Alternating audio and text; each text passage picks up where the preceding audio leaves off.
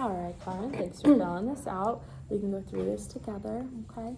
So I see for our personal care, we wrote down that we're having nightmares, which is causing trouble with sleep.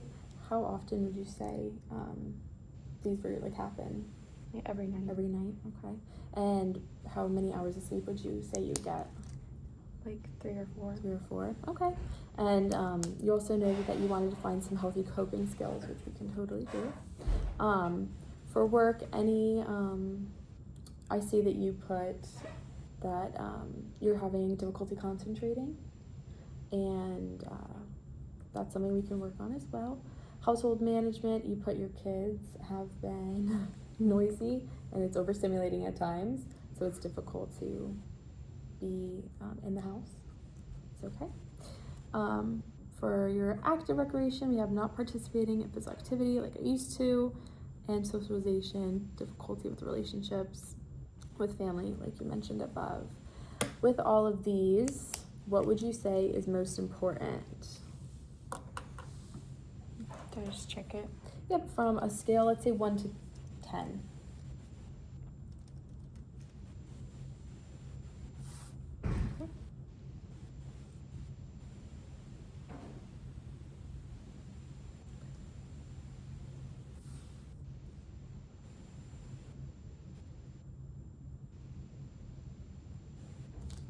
Okay,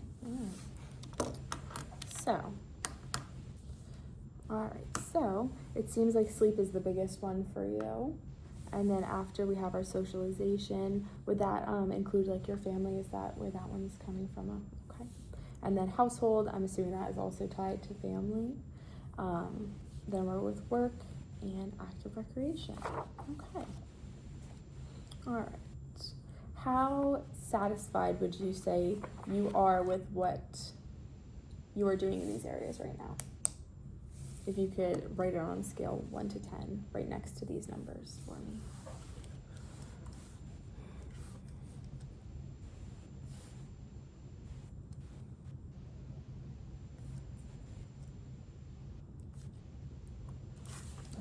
Alrighty. 2s across the board. Alright, so based off of this, I would really like to talk about sleep first, since that is your biggest priority. So I have some sheets for you. Let me pull them out.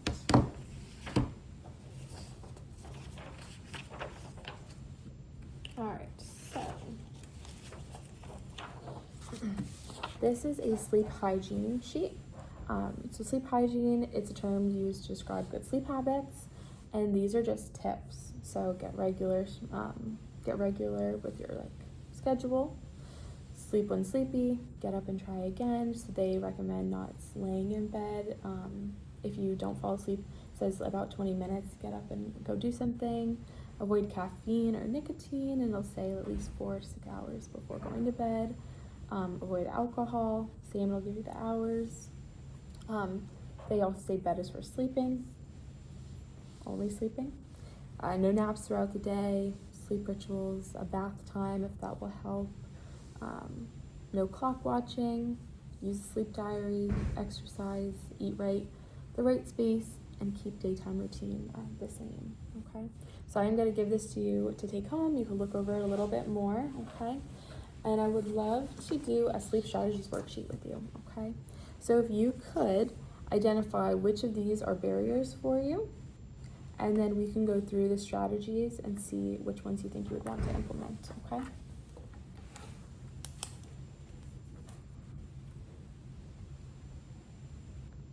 Oh, are these the strategies that I think I could do? Yes, yeah. Okay. Strategies you think you could do to overcome some barriers in your sleep.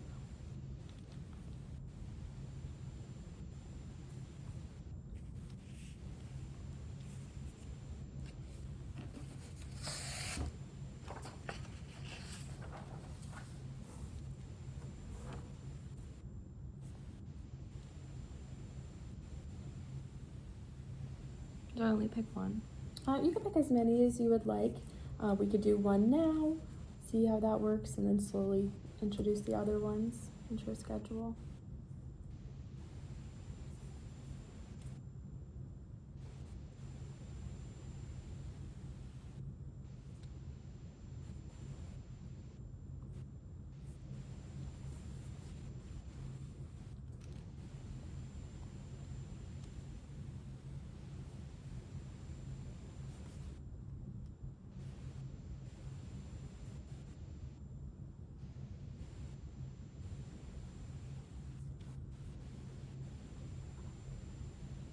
Yeah, and if some of them don't relate to you, you don't have to fill it out at all.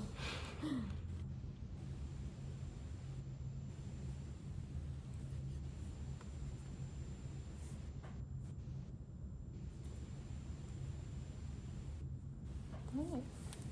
Do you think it would be beneficial to help create a sleep routine and try to implement it in the week and see how it goes and reflect on it a little bit next session? Sure. Yeah. Okay, so we can create one together, and we can even put some of these strategies that you would like to try into your routine, okay? So let's go at the top.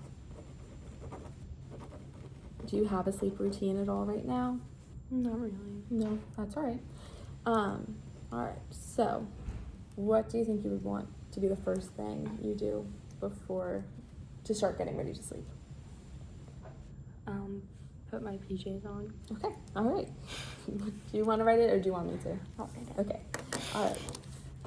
Are you a fuzzy PJ kind of gal, or are you not the fuzzy PJ kind of type? I like PJ sets, but I get hot if they're Yeah, fuzzy. the sets are nice. All right, number 2. So after your PJs are on, we're feeling good. What would you do next? Wondering. Take my medication. Okay.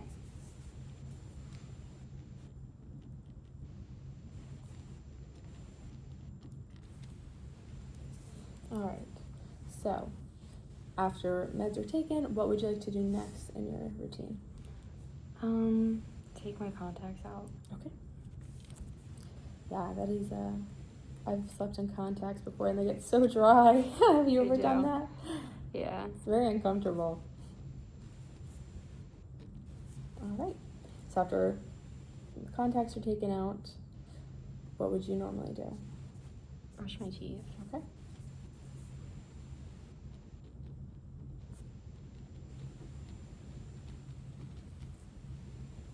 All right. So teeth are brushed. What are we thinking we're going to do next? Get into bed. Is that what you would normally do? Yeah. Yeah. Okay. Yeah.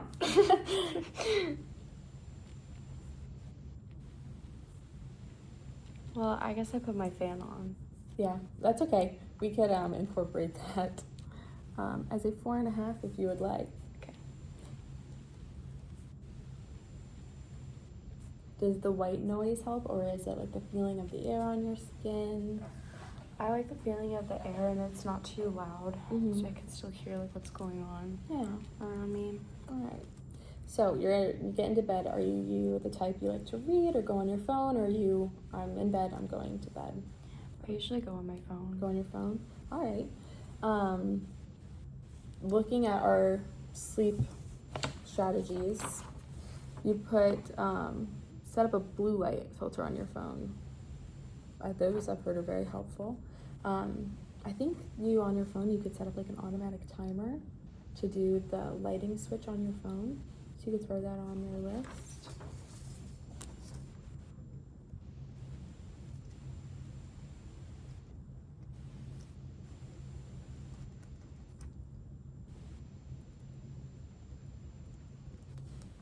All right. How long would you say you're on your phone normally?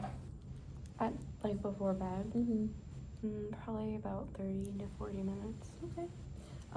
Would you feel like when you're on your phone, you get more tired as you are on it longer, or do you feel like you get more awake when you're on it, or nothing at all? Probably more awake. More awake? Okay. Do you think that we could sometimes do phone before turning off the lights and getting into bed, and do something that's more of a wind down to make you tired? Yeah, I could try. Yeah? Okay, so maybe we could do go on the phone, or what other activities do you like that are relaxing to you? I could read. Yeah? All right. That could be a potential option for you that we could throw on there.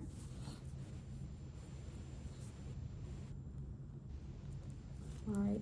Is there any other steps that you do after this? No. No? All right. So I guess step 7 would be Sleep. sleep. I guess so. Okay.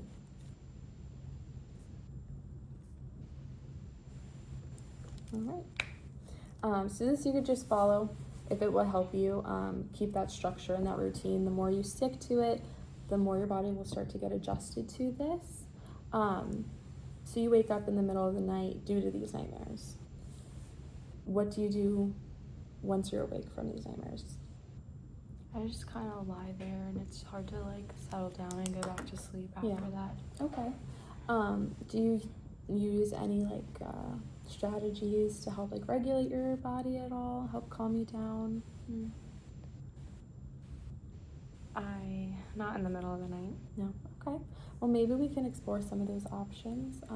I have some not some worksheets, but just some helpful sheets about like some coping strategies for those who have PTSD.